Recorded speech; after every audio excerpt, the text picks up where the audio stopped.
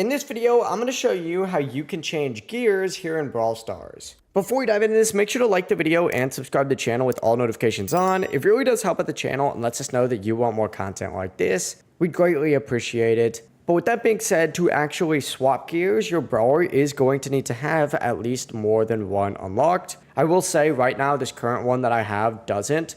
But if I did, and what you would want to do is simply go ahead and tap on your little brawler section from the main page, tap on the brawler that you're using, and up at the very top right, you're going to see all these settings. Simply go ahead and click on it, and you're going to see this gear tab in here. Select it, and from here, you'll be able to equip different kinds of gears as long as you have them unlocked. As long as you click on it just like so, it'll automatically equip it instantly. Just obviously make sure you're picking the right gear before every single battle so it does match your playstyle. Keep in mind though that you can't select a gear that's already in another slot, but really that's all there is to it. I hope this video did help you out. Make sure to like the video and subscribe to the channel with all notifications on. If it did, it really does help out the channel and it does let us know that you want more content like this. Have a great rest of your day. Peace.